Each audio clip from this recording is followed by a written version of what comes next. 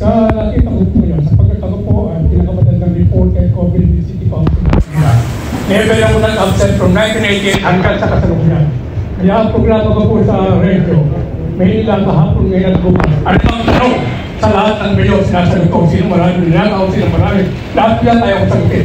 Dahil hindi po ako nag-absent ng council from 1988 hanggang sa ngayon.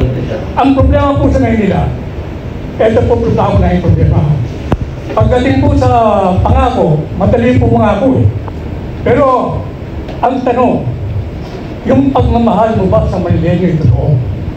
At higit sa lahat, gaano ba katotoo kung ikaw ay kausap ng mga mamahayan? Kapag kami po, mga mamayan ng Manila City Hall Press Club, kailanman ay hindi nagbago ng pagtingin sa mga mamayan. Kaya kahit sila galit, inalabas po namin ang totoong kaganapan. Yan po kinikilala ang Manila City Hall Press Club. Kaya ako, lahat po na naging mayor, nakasama ko at alam ko kung sino ang pinakamasama at hindi maganda. Sa ngayon po, sa pangalan po ng Manila, ang kailangan lang namin ay tunay na paglilingkod para sa taong bayan. Kano po kayong katotoo maglingkod sa bayan at paano kayo sisiguraduhin ng mamayan na kayo nga ang dapat mamahala ng Manila. Maraming salamat po. Yan ang pinakamagandang tanong na narinig ko ngayong araw. Maraming salamat po sa inyo. Talagang kayo ang pinaka-veterano rito at puno ng wisdom. 82 years old. Parehas tayong galit, sir. Galit na ako sa korupsyon, galit ako sa maduduming trapo, galit ako sa mga magnanakaw. Kaya ako nandito dahil sa parehong rason na kinagagalit mo. Kailangan ako ng tunay na pagbabago rito. Sabi mo, marami na akong nangako, marami na nagsilbi, pero walang nangyari. Kaya ako nandito para dalhin nga yung pagbabago. At sinabi ko rin, hindi naman ako nangangako eh. Lahat ho ng sinasabi ko, ginawa ko na at ginagawa ko matagal na. Yung programa ko sa kalusugan, kaalaman at kabuhayan, alam niyo naman lahat eh. Ginagawa ko na yan dati pa. Hindi ko ho pangarap maging mayor. Ako ho unang tumakbo sa pamilya ko. Hindi ko ho pangarap sagutin lahat ng problema ng Manileño. Pero dito ho ako dinala ng tadhana. Sir, galing ako sa wala. Alam ko pakiramdam ng wala. Galing ako sa wala. Nakikita ko yung mga kababayan ko naghihirap. Hindi ko alam anong plano ng Diyos sa akin. Binigyan niya akong talino. Ginawa niya akong valedictorian, presidente ng student council, nag-aaral ako sa UP, ginawa niya akong inhinyero, ginawa mo akong presidente, CEO na iba't ibang kumpanya, pati international companies. Pina-asenso ako, binigyan ako ng sobra-sobra ng Panginoon. Hindi ko alam ano yung plano niya sa akin, pero dinala niya ako sa pagtulong. Ngayon na nasa posisyon ako ng pagtulong, nahanap ko na po yung rason. Nakita ko na, nalaman ko na yung calling ko. Ito na po ang purpose ko. Pangarap ko magkaroon ng sustainable village dati, sir. Akala ko gagawa ko ng sarili kong village na magkakaroon ng sariling ospital, palengke, kabuhayan, pabahay. Hindi ko alam, ang gagawin pa lang, bibigay sa aking sagot ng Panginoon, Maynila ang solusyonan ko.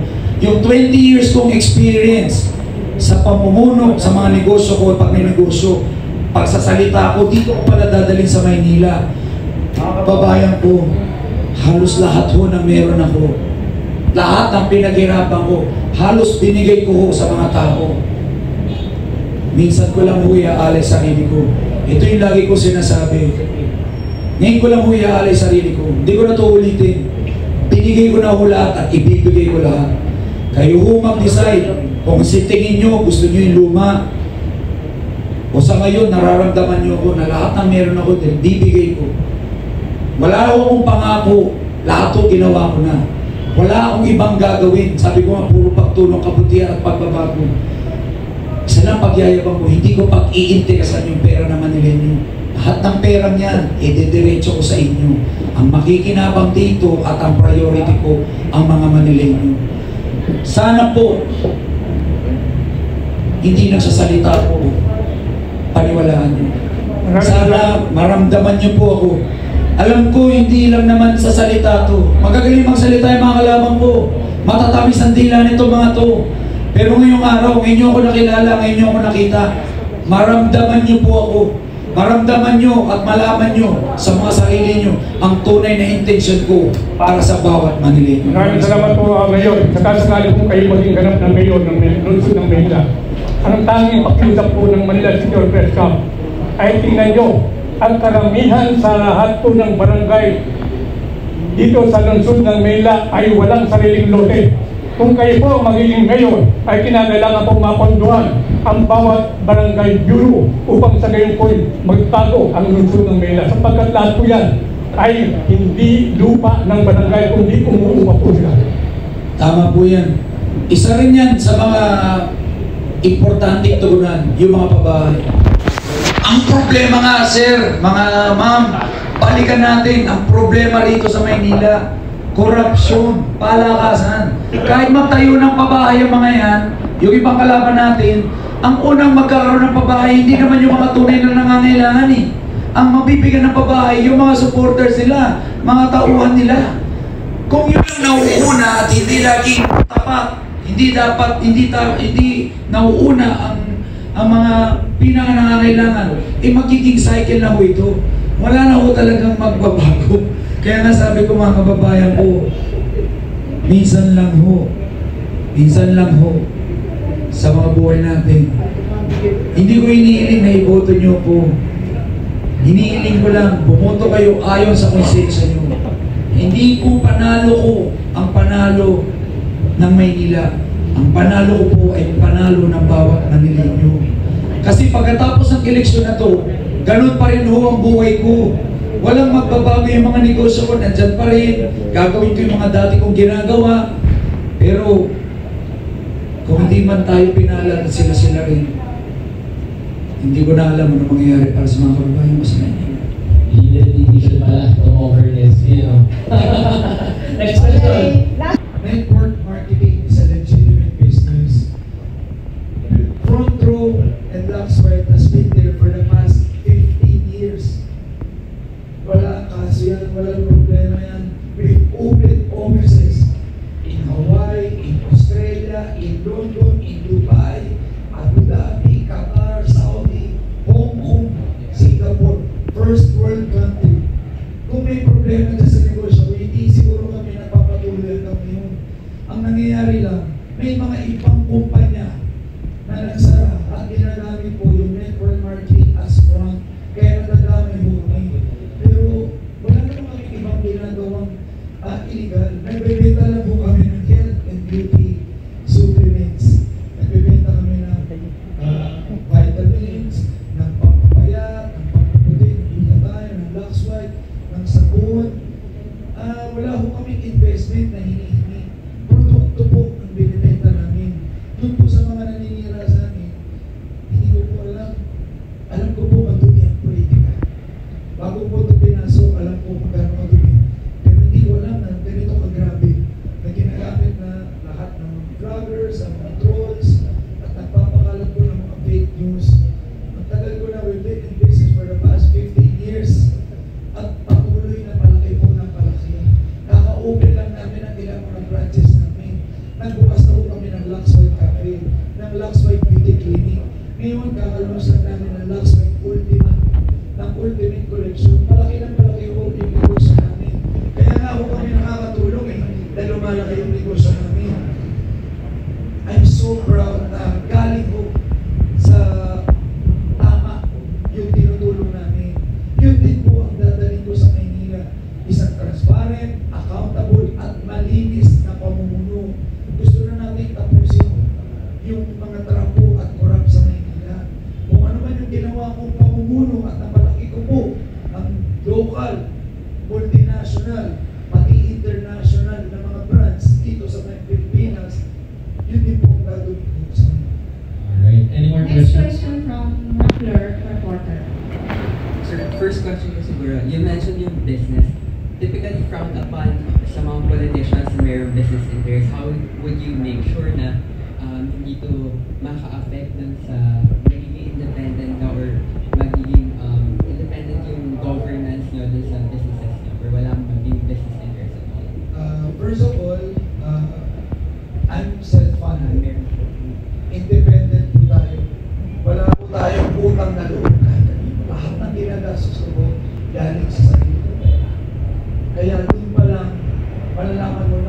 tayong pagbibigyan. Wala akong utang na loob kahit kanino. Ang utang na loob ko lang ay ang mga manilya. Para lang sa kanila. Doon ko po ibibigay lahat. Ang maganda nga sa may karanasan sa negosyo ay madadala ko ito sa pamumuno sa Maynila. Kung nakapagpalaki po ako ng negosyo at nangat ko yung sarili ko sa hirap, eh kaya kong pamunuan yung Maynila. Palitan kasi ang nangyayari. Yung ibang namumuno, pumasok ko sa politika, saka nagnegosyo, saka yumaman. Palitan yun. Dapat nga, bago ka pumasok sa politika, nagkaroon ka na ng negosyo, nagkaroon ka na ng enough experience, napaasenso mo na sarili mo para hindi mo na pag-interesan yung pera na mga tao. Yun ang sa tingin kong age ko eh. Lagi ko kasi nasabi mo kay Bangko, hindi ko pag-iinteresan yung pera naman ninyo. Yun lang may papangako ko. Magiging tuloy lang ako, yung pera naman ninyo, madidiretso ko sa mga tao. Yung mga kalaban mo natin ng ibang tumatakbo has been there for the past 20 years. Yung iba, 25 years na. Ilang beses na huli nyo binoto. Ilang beses na nagkasubukan. Anong nangyari sa buhay natin? Lalong humirap. Lalong nabaon sa utang. Lalong naging kawawa na pagtiwala ng Maynila. Kaya nga sabi ko, wala akong magbabago sa mga namumunog sila pa rin. Ganun pa rin ang mangyayari. You mentioned you want to catch up with. Kami po ay mga businessman. Alam ko yung mga problema ng bawat negosyante. Ramdam ko din sila. Kailangan ang mga sulat natin ay tinutulungan ang mga negosyante para mas mapadali ang pag-negosyo. Ang nangyayari dito sa sulat natin na Maynila, ang ginagawang negosyo yung City Hall. Bago ka pa makapagbukas ng negosyo, e pinahihirapan ka. Napakadaming permits na kailangan kunin, napakadaming kailangan taong lagyan. Pag-umpisa sa occupancy permit, sa buyer, sa business permit, sa head permit, napakadami ho. Ginagawang imbis Maynila ang paramihan ng negosyo. Ang pinaparaming negosyo, yung City Hall. Pinaparami yung red tape, pinapahirapan ng negosyo. I've consulted with different businessmen. Filipino Chinese Business Club, Chinese community. Ang dami nilang hinain. Magpapatayo lang sila ng mga building, hihingan sila ng milyon-milyon. Imbis magpapatayo ko sila ng mga negosyo, commercial spaces, para mas dumami ang negosyo, hindi na lang nila tinutuloy. Dahil sa isang building na ipapatayo, hiningin sila ng 20 million, 10 million. May isa akong kilala, nagpatayo ng building dahil sa gusto ko na magpatayo ng building ng commercial space para sa negosyo. Hiningan siya ng 10 million. So nagpahili siya. Hindi niya natapos yung building. Inabutan siya ng pangalawang mayor na namumuno. Hiningan na naman siya. Sabi niya wala nang katapusan. Oo.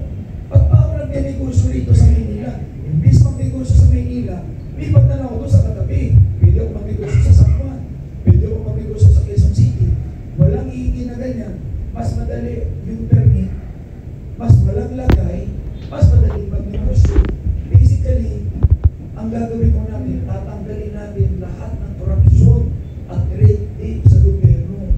Yan po ang dadalhin natin sa Maynila. Mas madadaliin natin ang pag-negosyo para mas dumami po ang negosyante. I'm a businessman. I'm an entrepreneur. Ang dami ko pang naiisip na plano para sa Maynila. Alam niyo po yung mga assets sa Maynila, yung mga lupain na binenta na sobrang hinayang ako. Pwede ho ito maging livelihood centers, mga palengke, mga mall, mga lugar kung saan pwede magnegosyo ang mga tao, ang mga Manileño. Kaso, binenta ho ito mga to eh. Imbis makinabangan ito mga assets na to, binenta ho. Imbis dumami ang nagnegosyo sa Maynila. Inuwalan pa tayo ng opportunity na magkaroon ng maraming businesses sa Maynila. Imagine mo yung isang property na yan. Gawin natin palengke yan. Gawin natin yan livelihood center. O kahit mall na maliit. o kaya two-story mall. Ang dami pwedeng gawin na naiisip ko. Ilang commercial centers, ilang pwesto sa palengke, ilang pwesto ng tindahan na pwede natin gawin at maibigay na negosyo sa bawat ninyo. Ngayon, nawala na lahat ng opportunity na yan. Yan po yung sinasabi ko na kailangan meron ka talagang background sa business. Alam mo yung lingwahe ng mga negosyante. Alam mo kung ano yung asset, ano yung liability, ano yung cash flow. Paano ka magdadagdag ng pera sa Maynila para may mas marami kang panggastos para sa mga tao. Ito po yung karanasan na dadalhin ko dito sa Maynila para mas mapaunlad doon tayo. Mas dumami ang mga nagninegosyo, mas madali ang nagninegosyo, mas maraming pumunta dahil mas maraming magandang mapupuntahan na mga commercial centers dito sa Maynila. Mas uunlad po yung buong Maynila. Hindi na patulahan yung sinasabi mo, SB, dahil masyante mo mismo eh. Ikaw mismo gumawa niyan, nagawa mo na mismo, so it's very hard to doubt about it. Next question. Sorry, mga process. Salamat. Tama po sir, you're running without any tandem and any formal party po, no? If you're running without any vice mayor or any councilor in your state, although may nabalitaan po na may mga konsehal na tumatakbo po para sa inyo, paano po ninyo masisigurado na yung mga polisiyang gusto ninyong ipatupad sa Manila ma-approve din ng City Council na kung saan medyo kulang-kuya na kayo ngayon? Thank you. Alam niyo po, dyan po pumapasok yung leadership at political will. Alam niyo, pag ikaw ang mayor, siyempre ikaw magpapatupad. Ikaw makakausap. Ikaw magpapaliwanag kung bakit karapat dapat yung mga magagandang programa mo. Kung meron mang tumutol dun sa mga yun, malalaman ng tao kung sino yung tunay, sino yung nagsiservisyo ng maayos sa gobyerno. Kasi lahat naman ang gagawin ko, pro-Manileño eh. Hindi po pro-politiko. Puro kabutihan, puro pagtulong, puro pagbago ng buhay. Puro magagandang proyekto ang papatupad natin. Kung ikaw naman ay matinong konsehal, matinong vice mayor, eh bakit mo naman tututulan yung mga magagandang plano natin para sa Maynila? Sabi ko nga po, ang dala ko po sa Maynila ay reforma. Totoo at desperadong pagbabago. Ito po yung mga gusto kong ilatag para kahit matapos na mo ang aking termino, pag nalilatag na natin ito mga reforma at pagbabago, alam ko po sa loob ko na may magandang susundan yung mga henerasyon, yung mga batang Manileño. Another question from Gina Mape from DWWW. Hi Sir Sam, good morning. Kanina po nabanggit nyo na lahat ng nagagastos nyo ay galing sa iyo. Pwede po nyo ba kami bigyan ng idea kung magkano na po ang inyong nagagasta? Ako po ay hindi naman ako mabilang eh. I've been helping for the past 10 years. Front Row Cares has been there for the past 15 years. Tutok rin has been there for the past 5 years. Alam niyo po, hindi naman lingid sa kaalaman ng iba yung mga donasyon ko noong mga nakaraang mga taon, noong panahon ng pandemya. Nandyan yan, sa Philippines na rin, kasi viral yan. Nasa television yan. I-compute nyo na lang po, nung nandun kami sa tutok tuwing programa namin sa television ni Kuya Will. Araw-araw po kami tumatawag. Tumatawag kami doon sa mga nakatutok na mga kababayan natin na may mga problema financial. Nagbibigay po kami per tawag namin 10,000, 20,000, 50,000, minsan 100,000 ba kung talaga nangangailangan. Sinasagot namin ng mga pang-hospital, yung pandemya, more than 40 hospitals. Binigyan namin ng mga face masks, PPE. Kami yung mga unang responde ng pandemya 2020. Nagpagawa na kami ng maraming at nagpa-renovate na kami ng maraming mga simbahan. Tuwing sa kunahutan, doon ho kami. Libo-libo mga nabaha, nasunugan. At alam niyo naman yung binibigyan namin, masasarap, spam, Belimundo, masasarap na bigas. Hindi basta-basta. May yung sa Dear SB, napapanood sa television every Saturday, sa GMA, ilang taon na ho yan. Nakikita nyo, yung pinamimigay natin, pag namigay ako ng negosyo, daan-daan. Nakikita nyo, pag pinresent ko, mamili ho kayo. So, Maynila franchise, SB Store ng Bayan, Bigasan, Parisan, Pesto sa Palengke, puro pang matagalan. Hindi ko na ho binibilang yung aking naigastos. Meron tayong SB Mobile Clinic, tulong sa kalusugan. Ilang trucks yan? Mahigit 10 truck ng clinic, mobile clinic, mobile bodega na may lamang mga x-ray, ultrasound, ECG, laboratory equipments. Dinadala ko na ho yung hospital sa bawat barangay sa Maynila. SB Mobile Bodega nagbibigay ng libre maintenance medicine para sa lahat. Lahat po yan galing sa sariling bulsa. Last year lang, nagdumita ko ng 10 luxury vehicles para itayo ng diagnostics and dialysis center dito sa Maynila. Patapos na ho yan. Nabili ko na ho yung mga kagamitan. More than 200 million yung kotse na nibenta ko para ho itulong sa mga kababayan natin. Ako'y nagbebenta ng sariling kagamitan para itulong. Hindi tulad ng iba. Ang binibenta ka, ari-arian ng Maynila, hindi ko alam saan napunta. Bilyon-bilyon. Noong panahon ng pandemya, nag-donate na ako ng Ferrari. Sa PGH, nung nasunog, nag-donate kagad ako ng milyon. Nag-donate pa ako ng brand new Maserati ng auction 2 years ago para sa pagpapagawa ng bone marrow treatment facility sa PGH. Hindi ko na ho may total yung naitulong ko. Medyo mahirapan tayo mag-compute kung ito total natin lahat ang naitulong natin. Pero masasabi ko lang ho, sa mga kababayan ko sa Manileño, lahat ng tinulong ko galing sa sarili na sa dugo at pawis namin yan. 20 taong pinagtrabahuan. Halos binigay ko lahat ng meron ako. Lahat ng meron ako, inulong ko. Minsan ko lang sasabihin ito dahil naitanong ko, ayoko naman ipagyaman. Pero kung ako po nabigay ko kung ano yung meron ako para sa inyo. Imagine niyo na lang pag nandun na ako sa City Hall. Ano kaya kong gawin para maging collective yung pera na Manileño diretso sa mga tao. Thank you, sir. Alam niyo na ho yung mga nagawa nila. Alam niyo yung mga nagawa ko. Bumoto na lang kayo ayon sa konsensya ninyo at sana ngayon mapili niyo yung karapat dapat na mamuno para sa inyo. Yun lang po. Alright, thank you so much.